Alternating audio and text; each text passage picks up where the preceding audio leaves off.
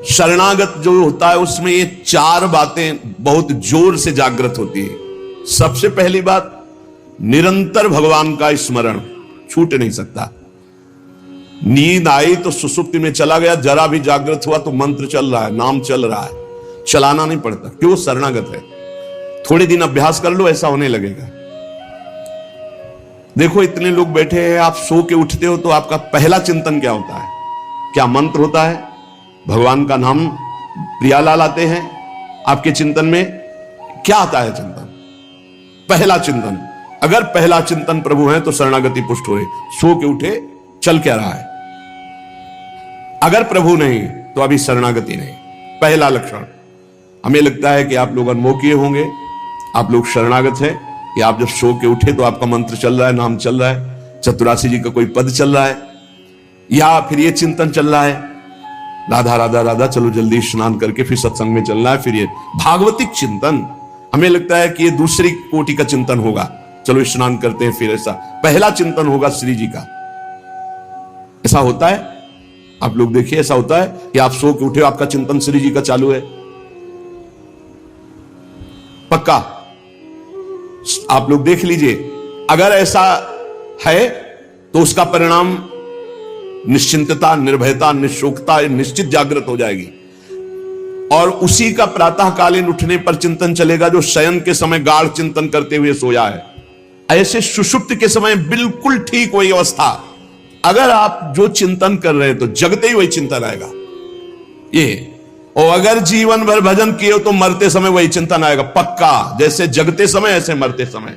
इसीलिए भक्त निश्चिंत हो जाता है शरणागत। पहला, शरणागति का जांच करो हृदय में, भगवान का निरंतर चिंतन, प्रभु का निरंतर भजन। अगर नहीं हो रहा तो किसी अन्य का आश्रय लियो, वस्तु का, व्यक्ति का, स्थान का, भोग का। लिख लो आप दिमाग में चाहे कागज में। उस आश्रय का मिटिया मेट हुए बिना शरणागति पुष्ट नहीं होगी। आप अगर ईमानदारी से छोड़ दो तो छोड़ दो, नहीं भगवान फिर जो कहते हैं ना कि जो मेरा होता मैं, फिर उनका जो ऑपरेशन होगा वो शायद है कि सह ना पाओ, क्योंकि शरणागत हो छोड़ेंगे नहीं।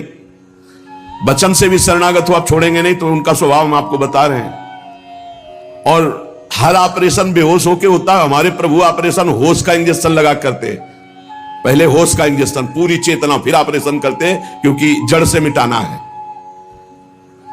निरंतर भजन क्यों नहीं होता? इसका उत्तर है आपका कोई अन्य आश्रय है। कोई है व्यक्ति, वस्तु, स्थान, पदार्थ, पद, कुछ है जिसको तुम भजन से भी अधिक मानते हो, प्रभु से भी अधिक मानते हो, इसीलिए आपका भजन नहीं होता। जो सर्वतोभावेन शरणागत है, भजन करना नहीं पड़ता, भजन होता है। चलना प्रदक्षिणा होती, बोलना स्तोत्र होता है, सोना समाधि होती है, भोजन पाना यज्ञ होती है, हर चेष्टा उनकी भजन होती है। दूसरा,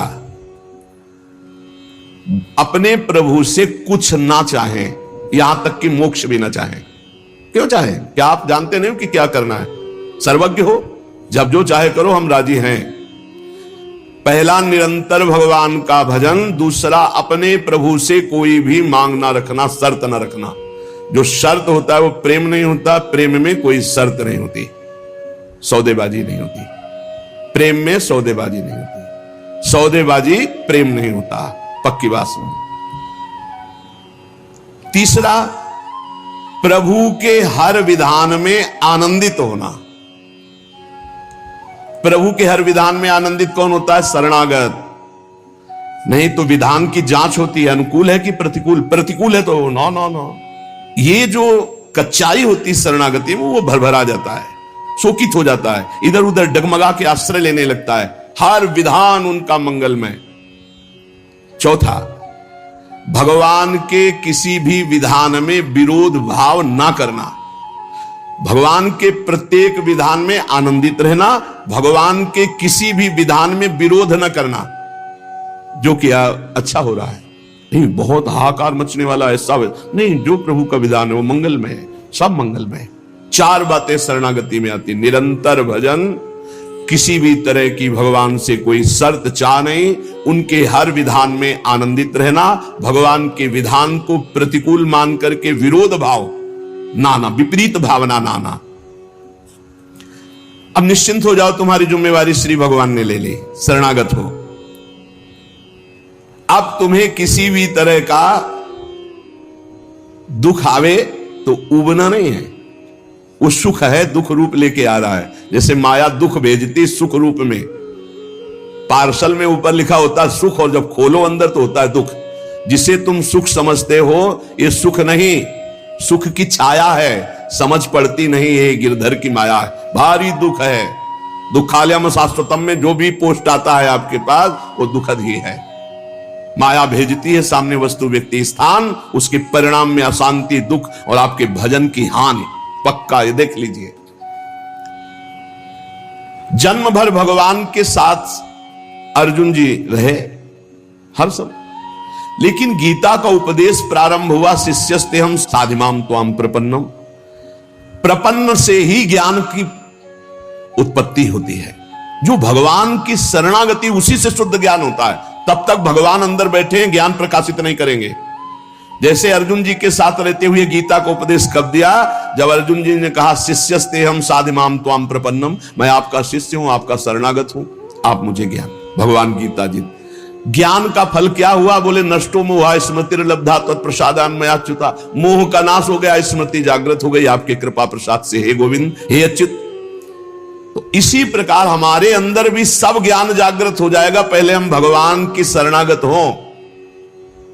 त्वाम प्रपन्नम, भगवान का सर्व समर्पण भाव ही सब दिव्यताएं जागृत करता है।